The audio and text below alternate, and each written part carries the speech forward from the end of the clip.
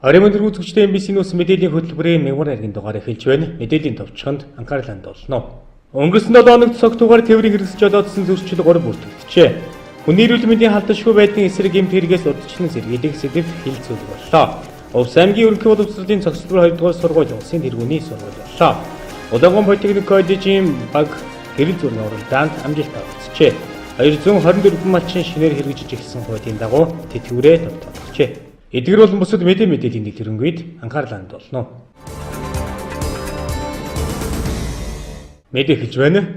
Өнгөрсөн 7 хоногт аймгийн хэмжээнд онц ноцтой зам тээврийн осол гараагүй ч цогтуугаар тээврийн хэрэгсэж олоодох зөрчил 3 бүртгэгдсэн байна. Мөн түнжтэн замын цагдаагийн тасгаас жолооны үнэмлэхнийх нь эрх дуулсан жолооч нарыг эрхээ сунгуулах шаардлагатай байгааг анхаарууллаа. Өнгөрсөн 7 хоногт аймгийн хэмжээнд онцгой байдлын зэрэгт шилжиж гамшигаас хамгаалах иж бүрэн сургуулийг амжилттай зохион байгуулсан. Энэ үеэр онц ноцтой зам тээврийн осол гараагүй хэдий ч цогтуугаар тээврийн хэрэгсэлж олоодох зөрчил 3 бүртгэгджээ. Мөн түнжтэн жолооч нар шөнө оройн цагаар замын хөдөлгөөнд оролцохдоо тээврийн хэрэгслийнхээ бүрэн бүтэн байдлыг сайтар хангах шаардлагатай байгааг цагдаагийн байгууллагаас мэдээлж байна. За өнгөрсөн 7 хоногт маань аймгийн хэмжээнд маань онц ноцтой зам тээврийн ослохыг бол бүртгэдэг байгаа. За цогтуурлах хүмүүс зүйл хэрэглэсэн үедээ тээврийн хэрэгсэж олоодсон 3 зөрчил бүртгэж, тус замын цагдаагийн тасагт зөрчил шалгах шийдвэрлэх тухай хуулийн дагуу шалгагдаж арга хэмжээ тооцогдсон байгаа. За энэ жолооч иргэдээ бас анхааруулж хэлэхэд гудамж замд замын цагдаагийн тасгийн албаагч нар хяналт шалгалтаар бол нэлээдгүй бол зөрчлийг илрүүлж бол бэлэн ус арга хэмжээ гаргаж байгаа нийтлэг зөрчил юу гэхээр оройн цагаар тээврийн хэрэглэхэд техникийн бүрэн бүтэн байдлыг хангахгүй байна. Гэрэл дөхөө бүрэн бус өвж байна. За мөн хөдөлгөөнд оролцохдоо хамгаалах бүсээ хэрэглэдэг, гар утас хэрэглэдэг. За хөдөөнөөс аймгийн төрөө орж ирэхдээ хэн ба ачаа тээвэрлэх журмын стандарт шаардлагыг хангаагаас бол нэлээд энэ нийтлэг зөрчлүүд бол гараад байгаад цаашдаас анхаарах шаардлагатай болохыг хэлмээр байна. Орон нутгийн зам хөдөлгөөнөөс арга хэмжээ маань бол 10 сарын 1-ээр дуусгарлсан байгаа. Одоо эргэлзүүлэлт бол ургац гэдэг ургац сураалтын арга хэмжээ өгч байгаа бол улсын хэмжээнд ургац 2011 их цаар хэмжээ 18 их цаар хэмжээ өгч байгаа. Энэ арга хэмжээтэй холбогдуулаад бол замын цагдаагийн тасгаас бол тариалан гадна тариалангийн бүс нутгуулах баруун дөрвөн сумд бол замын цагдаагийн албаагчийг бол тодорхой хугацаагаар бас төвлөн ажиллаж байгаа юм байна. Жолооч нар жолооны үнэмлэхнийхээ дуусах хугацааг сайтар харж байхыг анхааруулж байна. Тодорхойлбол хэрэв таны үнэмлэхний хугацаа дууссан байгааг та анзааралгүй замын хөдөлгөөнд оролцох юм бол таныг эрхий үнэмлэхгүй жолоо барьсан гэх хүндэслэлээр зөрчлийн тухай хуулийн дагуу 200 сая төгрөгөөр торгох юм байна. Иймээс эрхий үнэмлэхнийхээ хугацаа дууссан эсхийг сайтар шалгаж хэрэв дууссан бол замын цагдаагийн тасагт хандан үнэмлэхээ сонгуулах хэрэгтэй байна. Энэ жолоодох эрхий үнэмлэх маань бол 10 жилийн хугацаатай байгаа жолоо журмаараа. За эргэж жолооч нар маань үнэмлэхнийхээ гартал дээр бол үнэмлэхнийхээ хугацаа байгаа. Хүчинтэй хугацаа 10 жил. Тэрийг бас анзаардгүй мэддэггүй байдлаас замын хөдөлгөөнд оролцож байгаад зөрчил гаргаж байна. Энэ маань юу вэ гэхээр үнэмлэхний хүчин жолоодох эрхий үнэмлэх байгаа гэдэг чинь тэр нь хүчингөө болчихж байгаа юм. Энэ тэгэхээр зөрчлийн тухай хуулийн 14-ийн 7-гийн 1 заалт эрхий үнэмлэхгүйгээр тээврийн хэрэгсэж жолоодох гэсэн зөрчил рүү орчиж байгаа. Эрхий үнэмлэх тухай хуулийн заалт нэр нь эрхий үнэмлэхгүй эрхий үнэмлэхийг дуусруулсан зөрчил гаргасан тохиолдолд 200 сая төгрөгөөр 201 сая төгрөгөөр торгох арга хэмжээ авдаг. Тийм учраас жолооч нартаас анхааруулж болоход үнэмлэхнийхээ хүчинтэй байна уу, хүчингүй байна уу, хугацаанд дууссан байна уу гэдгийг шалгаад хэрвээ хугацаанд дуусруулж байгаа бол иргэний үнэмлэхнийхээ хуулбартай хамт Канадад үнэмлэхний мөнгө 12,500 төгрөг банкнд тушаагаад замын цагдаагийн тасагт авчирч явах шаардлагатай. Тэгээд үнэмлэх маань солигдоод ирнэ. Эрхий үнэмлэхээ сонгуулахдаа эрхий үнэмлэх иргэний үнэмлэхнийхээ хуулбарыг бүрдүүлэхээс гадна банкнд 12,500 төгрөгийг тушаасан байх шаардлагатай юм а. Мөн түнчлэн эрхий үнэмлэх сонгуулах гэж байгаа жолооч нар урд өмнө нь ямар нэгэн торгуульгүй байх шаардлагатай юм а.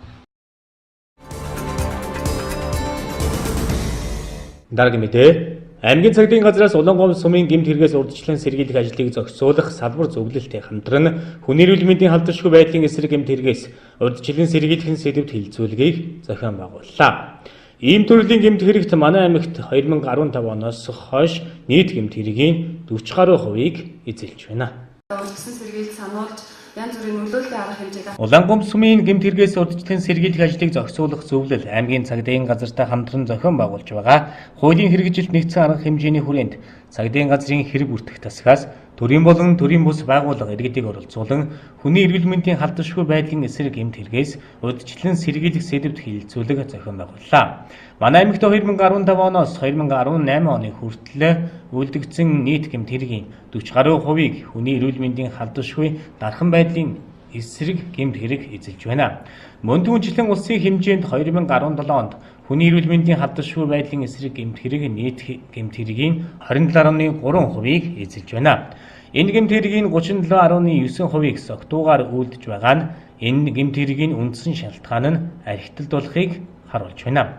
Архитан согтуурахыг бууруулах, иргэдийн харилцааны соёлыг төлөвшүүлэх, хүний эрүүл мэндийн халдашгүй байдлын эсрэг гэмт хэрэгээс урьдчилан сэргийлэхэд энэхүү хилцүүлгийн зорилго орчиж байна.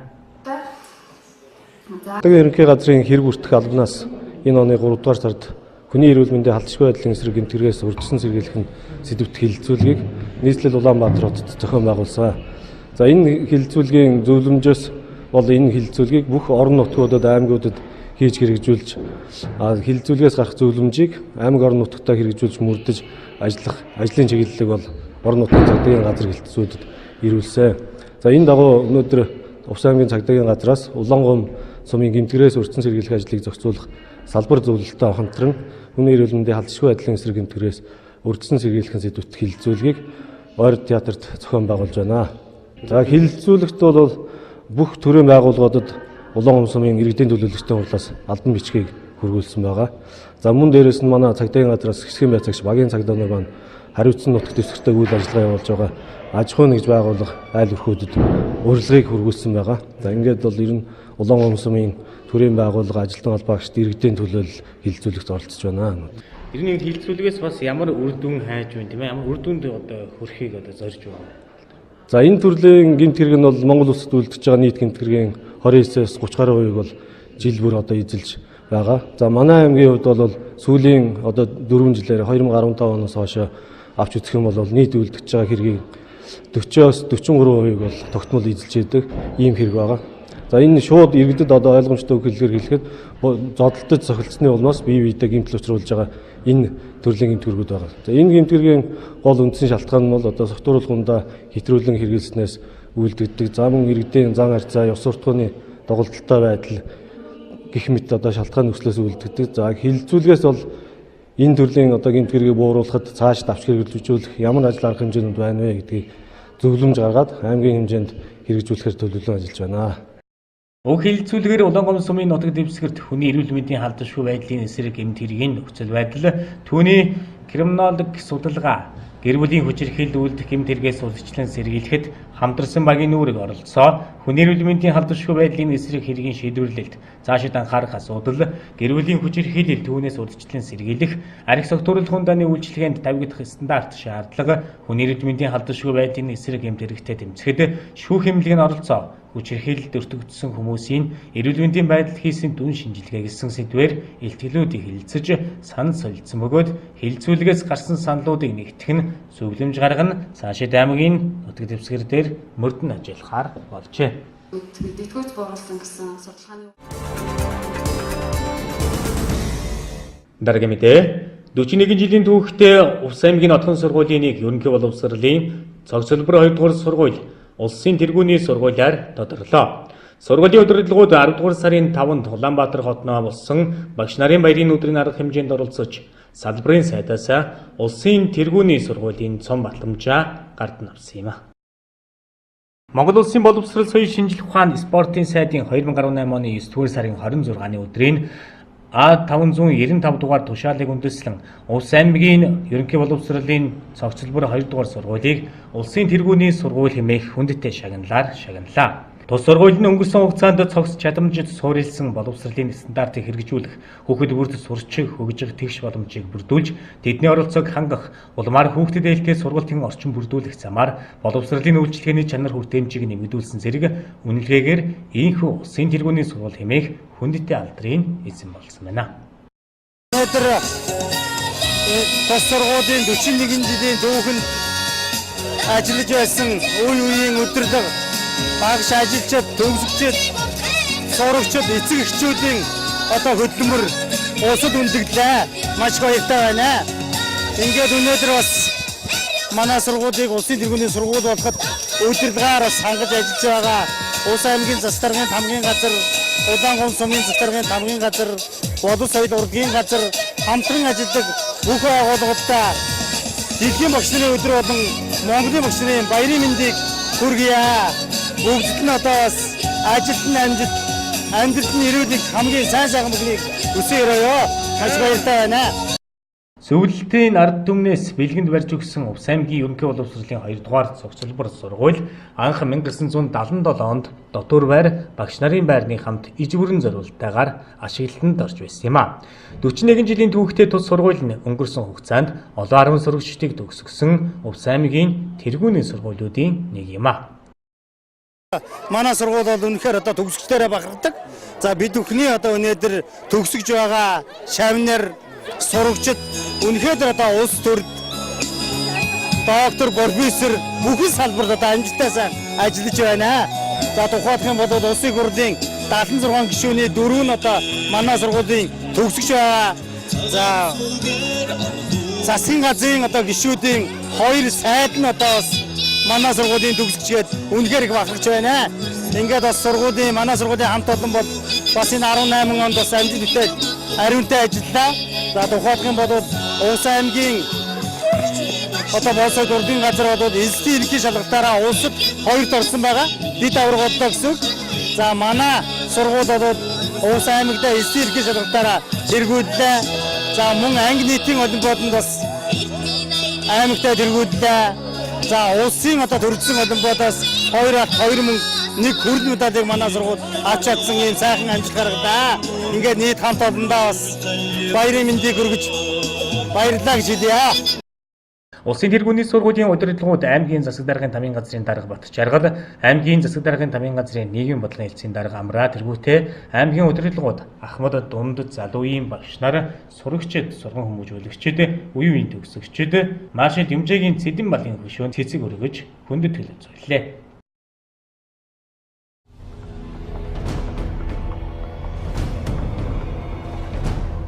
Гэрүүл хүүхэд залуучуудын хөгжлийн газар Монгол улсад гэмт хэрэгээс урьдчилан сэргийлэх ажлыг зохицуулах зөвлөл, хүйсийн тэгш эрхийн төв хамтран бэлгийн үйлчлэг хүн худалдаалах гэмт хэрэгтэд тэмцэхэд нийгмийн хамгааллын оролцоо зөвлөгөөнийг зохион байгууллаа. Хүн худалдаалах гэмт хэрэг манай улсад хамгийн анх 1990 онд бүртгэгджээ. Үүнээс хойш нийтдээ 100 гаруй гэмт хэрэг бүртгэгдсэн байна. Тоон үзүүлэлтээс харахад хүний 8-ны тохиолдол 2016 онд 8, 2017 онд 12, 2018 оны эхний хагас жилийн байдлаар 11 тохиолдол бүртгэгдсэн байна. Энэ бол зөвхөн цагдаагийн байгууллагад бүртгэгдсэн тоо юм. Энэ чиглэлээр судалгаа явуулдаг хүйсийн тэгш эрхийн төвд жил дунджаар 50 хүн хүний 8-ны хохирогч болчихлоо гэж ханддаг байна. Өрхийн орлого багтаа эцэгхэн салсан, шилжин суурьшсан, дахин гэрэлсэн осуудын хүүхдүүд энэ төрлийн гэмт хэргийн хохирогч болох эрсдэлтэй байдаг. Өөрөөр хэлбэл хүүхдээ үл ашиож анхаарал хадамж тавиагүйгээс болоод хүний 8-ны хохирогч болгож болзошгүй юм. 2017 онд 213 хүүхэд бэлгийн хүчирхийлэлд өртснөөс 6 нь эрэгтэй хүүхэд байсан байна. Одоогоор эдгээр хэрэг хуулийн байгууллагад шалгагдаж байна.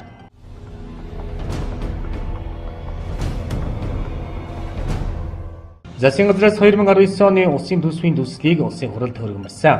Эх оны төсвийг их амбицтай төсөв болсон хэмээн гишүүд шүүмжилж байна. Сайд нарын төсвийг багасгаж, орон нутгийн төсвийг нэлээд нэмжээ.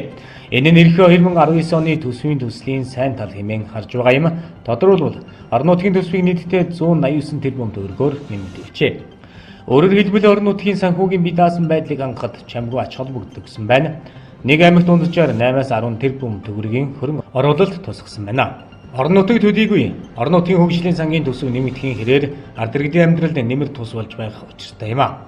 Түүнчлэн орон нутгаас олж буй ашигт малтмалын орлогыг орон нутагт нь өгдөг байхаар болсон байна. Энэ нь цаашдаа орон нутгийнханд тун эерэг хандлага болж дарна. Энэ үгдээс үзэхэд эх оны төсвийн төслийг боломжийн хэмжээнд боловсруулжээ гэж дүгнжээ.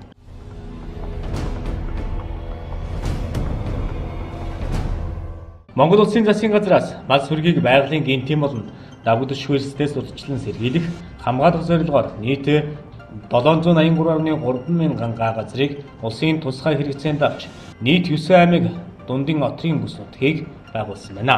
Энэ онд манай орны нийт нутгаар зуншлах хэвийн бэлчээрийн гарц сайн байсан төдийгүй аймаг дундын отрын бүс нутгуудын бэлчээрийн дааз багтаамжийн нийт дүнгээр өмнөх онтой харьцуулахад 43%-аар нэмэгдэжээ. Бэлчээрийн төлөв байдалд хийсэн судалгаагаар аймаг дундын нийт отрын бүсүүдэд хонийн толгойд шилжүүлснээр 700 мянган толгой мал өвөлжүүлэх боломжтой юм байна.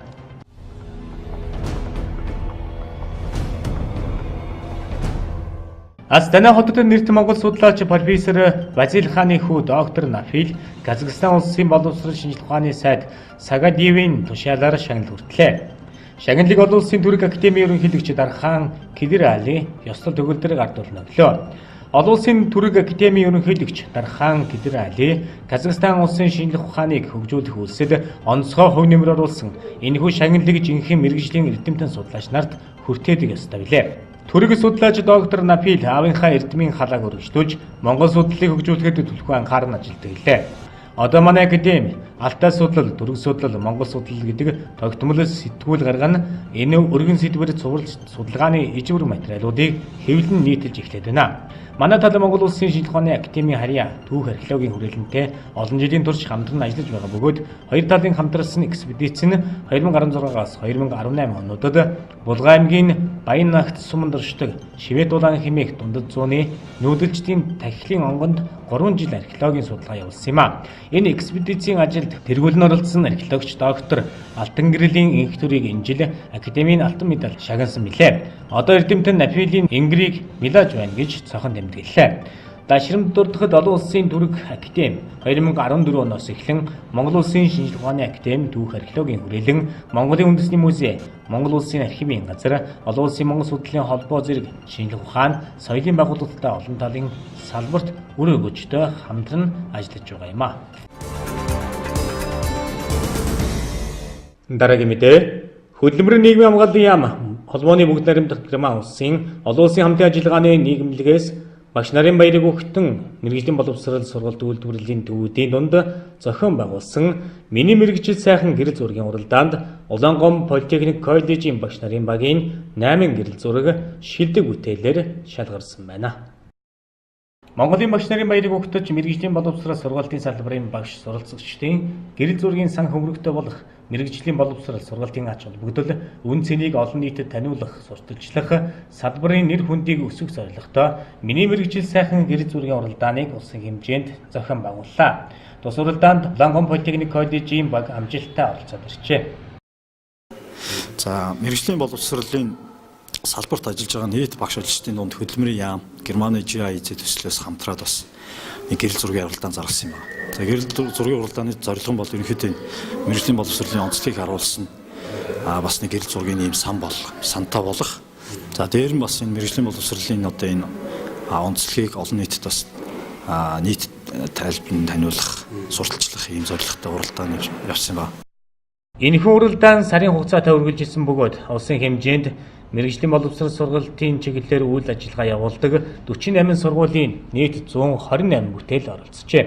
Манай аймгийн Улаангом политехник коллежийн Баттуулга ахлагчтай баг тус гэрэл зургийн уралдаанд 28 бүтээл явуулснаас 8 бүтээл нь шилдэг бүтээлээр шалгарсан бөгөөд тус сургуулийн нийгмийн ажилтан Баттуулгын Шавийн эрдэнэ багшаас сэдвт гэрэл зураг тус уралдааны тэргүүн байрыг эзэлж 1 сая төгрөгийн шагнал хүртжээ.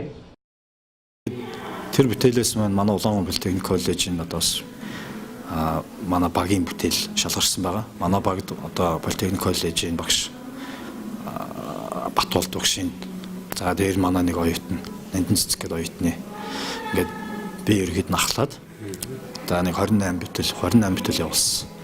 За эдгээр бүтээлүүдээс 8 бүтээл бол шалгарсан байгаа. Тэгээд одоо энэ шалгарч байгаа бүтээлүүд маань эргүүлээд нөгөө мэрэгжлийн боловсролыг цаашаага олон нийтэд сурталчлах ийм зорилготойгоор одоо хөдөлмөрийн яамдар хөдөлмөр нийгмийн хамгааллын яамдар 7 хоногийн гэрэл зургийн үзэсгэлэн бол гарна.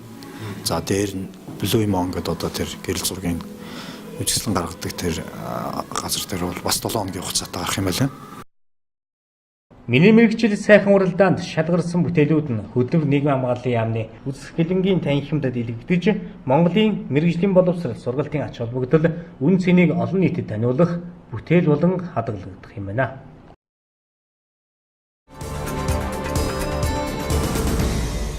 Дараагийн мэдээ нийгмийн даатгалын сангаас олгох тэтгэврийн тэтгэмжийн тухай хууль нэмэлт өөрчлөлт орж малчнаар ажиллаж тэтгэврийн даатгалын шимтгэл төлсөн даатгуулагчийн өндөр насны тэтгэврийн насыг 5 жилээр наашлуулсан бөгөөд 2018 оны 1-р сарын 1-ээс эхлэн хэрэгжижснээр энэ онд 13.5 мянган малчин өндөр насны тэтгэвэр тогтоолгож тэдний тэтгэвэр 46.6 тэрбум төгрөг зарцуулах юм а.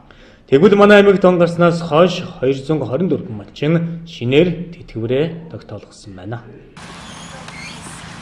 2018 оны 1-р сарын 1-ээс эхэлж малчны өндөр насны тэтгэврийн насыг 5 жилээр наашлуулах шийдвэр гарснаас хойш манай аймагт 224 малчин шинээр тэтгэврээ тогтоолгосон байна. Шинээр мөрдөгдсөн хуулинд заасны дагуу 55 нас хүрсэн 15-аас доошгүй жил малчнаар ажиллаж тэтгэврийн даатгалын шимтгэлээ төлсөн эрэгтэй 50 нас хүрсэн 12 жил 6 сараас доошгүй жил малчнаар ажиллаж тэтгэврийн даатгалын шимтгэл төлсөн эмэгтэй өндөр насны тэтгэврээ тогтоолгох эрхтэй болсон юм а. За малчны өндөр насны тэтгэврийг 5 насаар наашлуулсан хууль маань 2018 оны 1 сарын 1-ээс эхлээд хэрэгжиж явж байгаа. За энэ хуулийн үйлчлэлд одоо тийм ээ болзон шаардлагыг хангасан нийтдээ одоогийн байдлаар нэг 224 хүн бол өндөр насны тэтгэвэр бол тогтоолгож явж байна. Хамгийн гол анхаарах асуудал гэдэг маань одоо хуулийн тавьсан шаардлага нь болохоор 20 жил нийгмийн даатгалын шимтгэл төлсөн байна гэж байгаа. За өнөөдөр ингээд хэдийгээр насны болцлыг хангацсан, за тэгээд малчин баах жилийнхэн болцлыг хангацсан хэдий ч нөгөө 20 жил нийгмийн даатгалын шимтгэл төлсөн гэдэг болцсон шаардлага хангаагүйгээсээ болоод бас тэтгэвртэй гарч чадахгүй байгаа хүмүүс байна. За энэ улсуудын хувьд бол ямар боломж нээгдэх вэ гэхлээр 2019 оны 1 сарын 1-ээс эхлээд одоо малчтын нөхөн даатгалын хууль хэрэгжиж эхэлнэ гэж хуулинд заасан байгаа. За тэгээд энэ хууль хэрэгжиж эхлэхээр одоо эдгээр улсууд маань бас боломж нь бол нээгдэх юм бололцоотой байгаа. Тэгвэл 2019 оны 1-р сарын 1-ээс эхлэн малчдын нийгмийн даатгалын шинэ хууль хэрэгжиж эхлэхээ боллоо. Тус хууль нь тэтгэврээ тогтоолгох нас гүйцсэн боловч нийгмийн даатгалын шимтгэлээ дутуу төлснөөс үүдэлтэйгээр тэтгэвэр тэтгэмжээ тогтоолгож чадахгүй байгаа малчдад зориулсан шинэ хуулийн өөрчлөлт юм а. Эх оноос хэрэгжих шинэ хуулийн зааснаар малчид нийгмийн даатгалын шимтгэлээ дутуу төлсөн жилүүдэд нөхөж төлөөд тэтгэврээ тогтоолгох боломжтой болж байгаа юм а.